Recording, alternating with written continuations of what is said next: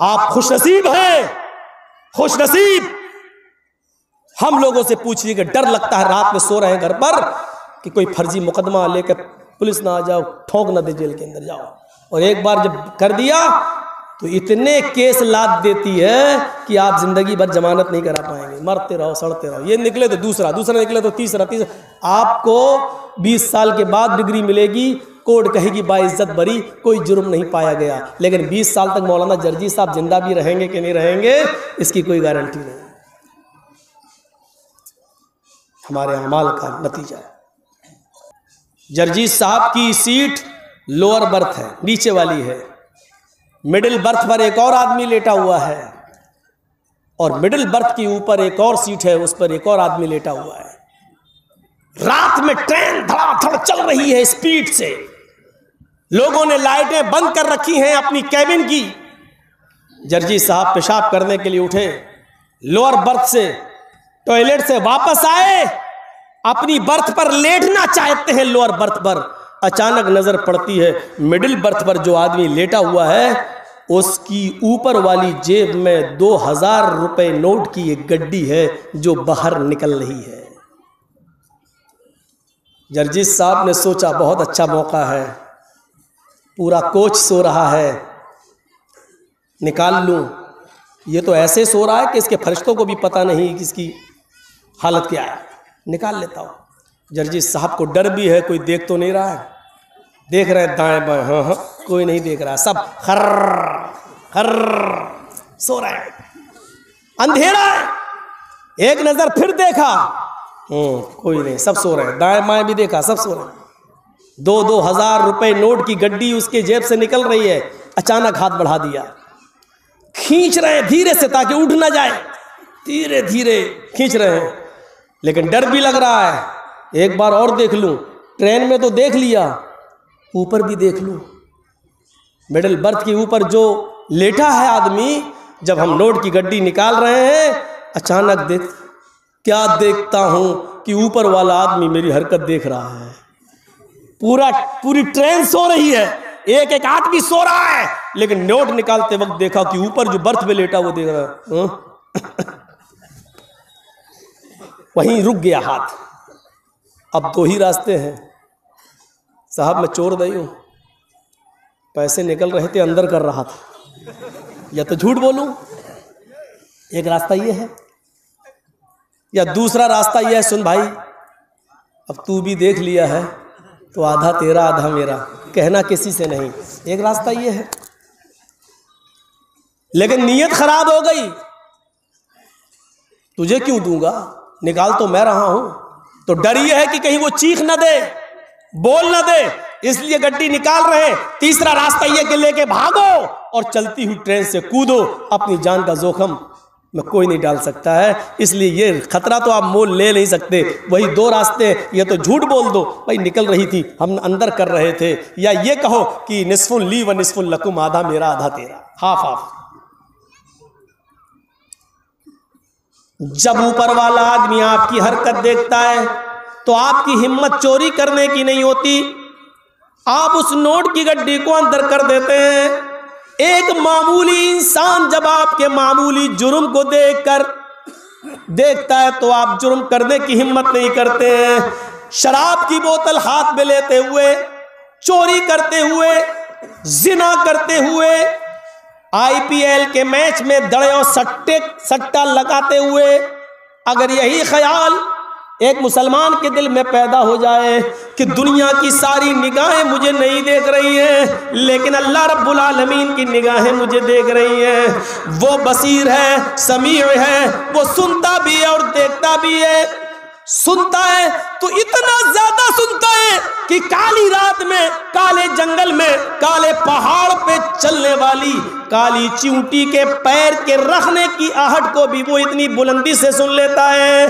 काली रात में, काले जंगल में, काले पहाड़ के ऊपर चलने वाली काली चींटी के पैर के रखने की भी आवाज वो इतनी बुलंदी से सुन लेता है।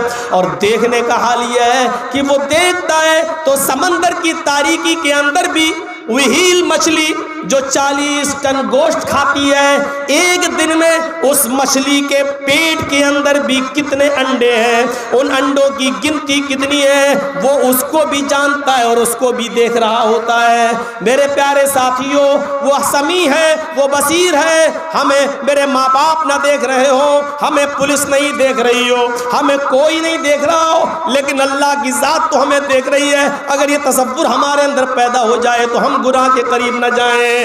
इसी का नाम तो तकवा है कि हम शराब नहीं, अल्लाह देख रहा, छोड़ हट, नहीं पिएंगे। ये है तकवा, हम अल्लाह के डर से कोई चीज छोड़ दें। ये है, खूबसूरत लड़की ने बुलाया, आ जाओ व्हाट्सएप पे, चले आओ, पता नहीं कैसी हो, पहले फोटो भेजो, दे दिया, नहीं कुछ ओपन भेजो, खुला हुआ, उसने वो भी भेज दिया, लो लड़की अच्छी, चल दिए। तकवा तो तब है जब बिस्तर पर उसके साथ लेटे हो, दोनों अपने कपड़े उतार रहे हो और उस वक्त ये ख्याल पैदा हो जाए कि दुनिया की सारी निगाहें नहीं देख रही हैं, लेकिन अल्लाह देख रहा है। हट, लात मारे, भाग, चल, आई हमारा ईमान खराब करने, और उसी वक्त वहां से निकल जाए। ये है तकवा। ये है जैसे कौम बनी इसराइल में उस शख्स ने तकवा अख्तियार किया था, और बुखारी शरीफ की उस रिवायत के मुताबिक जो एक चचेरा भाई अपनी चचेरी बहन से प्यार करने लगा था, लेकिन चचेरी बहन को कोई मतलब नहीं था, और जब उसका बाप मर गया तो वो एक दिन भूखमरी की शिकायत लेकर अपने भाई के पास आई और कहती है कि मेरे भाई, तुम्हें तो मालूम है कि मेरे बाप नहीं रहे इस दुनिया में, मेरे शौहर की तबीयत खराब है, बीमार है, बिस्तर पर लेटे हुए हैं, मेरे बच्चे भूखे मर रहे हैं, अगर कुछ मदद कर सकते हो तो करो।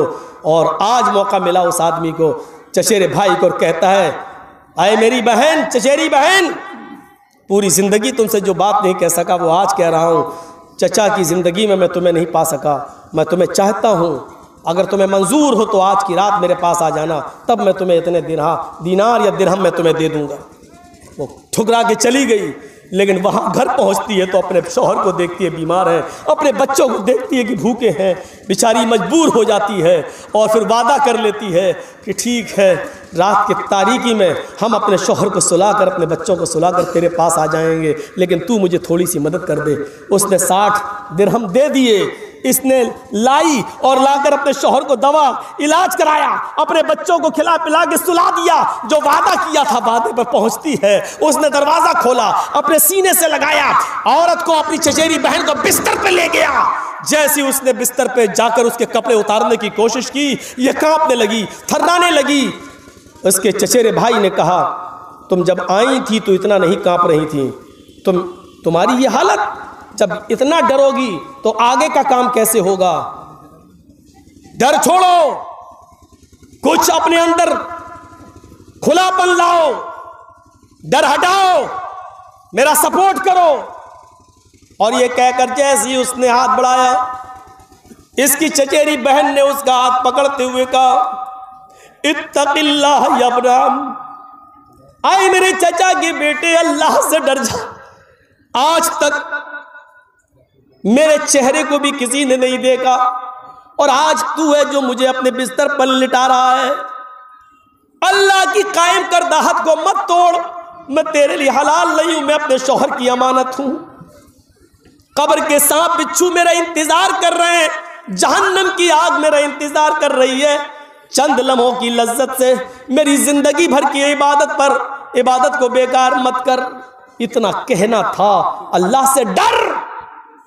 बुखारी शरीफ की हदीस के अल्फाज हैं, उस नौजवान ने, उस लड़के ने अपनी बहन को छोड़ दिया और कहता है कि मेरी बहन जा, अल्लाह से डर। अल्लाह का नाम लिया, कहा, कहता अल्लाह से डर। मेरी तो पूरी जिंदगी गुनाहों में चली गई, और तू तो एक काम, और वो भी अभी तूने किया नहीं है गलत काम, तू एक ऐसे काम पर डर रही है जो अभी तूने किया भी नहीं है। जा, मैंने तुझे छोड़ दिया। जब वो जाने लगी तो चचेरे भाई ने आवाज दी, सुन, मैं बहुत से आकार गुनाहगार इंसान हूं। कयामत के दिन जब अल्लाह ताला मुझे मेरी बदअमली की वजह से जहन्नम में डाले और फेंके, तो कयामत के दिन अल्लाह के दरबार में इतनी गवाही जरूर दे देना, क्या है अल्लाह, ये मेरे साथ गंदा काम करने जा रहा था, लेकिन जब मैंने कहा अल्लाह से डर जा, इत्तक़िल्लाह, जब तेरा नाम लिया तो तेरे डर से इसने मुझे छोड़ दिया था। शायद तेरी इतनी गवाही की बिना पर अल्लाह मेरी बख्शिश कर दे, शायद अल्लाह मेरी मग़फ़िरत फरमा दे। मेरे भाइयों, लड़की मौजूद है, बिस्तर मौजूद है, इसने उस पर काबू भी पा लिया है, ये वादे के मुताबिक चली भी गई है। खूबसूरत जिस्म इसकी आंखों के सामने, लेकिन जैसी कहती अल्लाह से डर, और उसने अल्लाह के डर को अपने दिल में महसूस करते हुए इस लड़की को नजरअंदाज कर दिया, फिर इसके जिस्म के करीब नहीं गया। मेरे भाइयों, हकीकत में खौफ खुदा इसी को कहते हैं, हकीकत में तकवा इसी को कहते हैं। ये है डर, ये है अल्लाह का खौफ। और ये चीज़ अगर हमारी ज़िंदगी के अंदर आ जाए, ये चीज़ अगर हमारी ज़िंदगी के अंदर पैदा हो जाए, तो हमारी दुनिया भी संवर जाए और आखिरत भी संवर जाए। या अय्युहल्लज़ीना आमनुत्तकुल्लाहा हक्का तुकाती, ईमानो वालो अल्लाह से डरो जैसा कि उससे डरने का हक है। यह है डर। बातचीत में भी डर होना चाहिए अल्लाह का, बातचीत में भी डर। बातचीत में डर जानते हो क्या है? या अय्युहल्लज़ीना आमनुत्तकुल्लाहा वक़ूलू क़ौलन सदीदा, ईमान वालो अल्लाह से डरो और जब भी बात करो तो बिल्कुल दुरुस्त और सीधी बात करो। अल्लाह ने यह नहीं कहा कि सच बोलो, थोड़ा सा समझने की कोशिश करो। सच बोलना एक अलग चीज होती है और दुरुस्त बोलना एक अलग चीज होती है। दुरुस्त, अब दोनों में फर्क बताता हूं। अल्लाह ने क्या कहा? क़ूलू क़ौलन सदीदा, जब भी बोलो तो सीधे सीधे बोलो, दुरुस्त बोलो। पुलिस मौलाना जर्जीस को ढूंढ रही है और पहचानती नहीं है। एक मिसाल दे रहा हूं, ढूंढ नहीं रही है। यूपी में थोड़ी परेशानी होती है लेकिन बंगाल में नहीं। यूपी में तो डॉक्टर कफील जैसे बेचारे परेशान हो जाते हैं। हम भी कभी कभी सलाह दिल में इरादा कर लेते हैं कि अब बंगाल ही में शिफ्ट हो जाऊं, यही महफूज हो। सोचते हैं कभी कभी। कलिया चक के लोग तो कह रहे हैं कि आ जाइए मौलाना यहाँ, हमें बड़ा डर लगता है यूपी में कहीं आपको फंसा ना दे। सोचते हैं यही सेफ जगह है, लेकिन डर लग रहा है कि आजकल जो हालात हैं उसकी बुनियाद पर डर लगता है कि कहीं ये भी इधर भी सेंधमारी ना हो जाए, इधर भी बेईमानी ना हो जाए। और हमें दूसरों से ज़्यादा अपनों से डर लगता है कि हमारे अपने कहीं यहाँ पर बीजेपी की गवर्नमेंट न बनवा दें। उनसे डर लगता है मुझे, उनसे। इस वक्त अक्लमंदी से की ज़रूरत है, अक्लमंदी से काम लेने की, लेकिन दौलत के नशे में आदमी अपनी अक्ल भूल जाता है, अक्ल भूल जाता है। ताज्जुब है यार, जर्जीस साहब मोदी और योगी के खिलाफ बोले तो केस नहीं होता है, और हम अपने किसी मुसलमान भाई के खिलाफ बोल दें तो केस हो जाता है। और वही लोग केस करते हैं बीजेपी और आरएसएस वाले के, तुम इस आदमी के खिलाफ क्यों बोले, इसका मतलब क्या है? तसव्वुर करिए आप, हुकूमत के खिलाफ बोलूं तो केस नहीं होता है, और जो लोग हुकूमत की मदद कर रहे हैं उनके खिलाफ अगर बोल दूं तो केस होता है। इसका मतलब क्या है? हम दूध पीते बच्चे नहीं हैं, बहुत अच्छी तरह समझते हैं। इतनी अकल है मेरे अंदर, ये मालूम है जो लोग हम ही जैसे किसी मुसलमान से जुड़े हुए हैं उनको बुरा लग रहा होगा, मौलाना साहब हमारा खेल खराब कर दे आए हैं। खेल, जो गंदा खेल खेला गया है बिहार और की सरजमीन पर, अल्लाह से दुआ है कि अल्लाह उस खेल से हमारी बंगाल की सरजमीन को पाक व साफ रखना।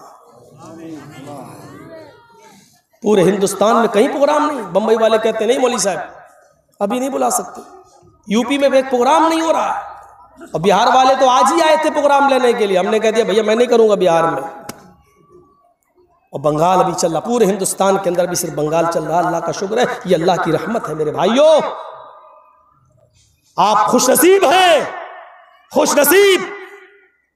हम लोगों से पूछिए कि डर लगता है रात में सो रहे हैं घर पर कि कोई फर्जी मुकदमा लेकर पुलिस ना आ जाओ, ठोक ना दे जेल के अंदर जाओ। और एक बार जब कर दिया तो इतने केस लाद देती है कि आप जिंदगी भर जमानत नहीं करा पाएंगे, मरते रहो, सड़ते रहो। ये निकले तो दूसरा, दूसरा निकले तो तीसरा।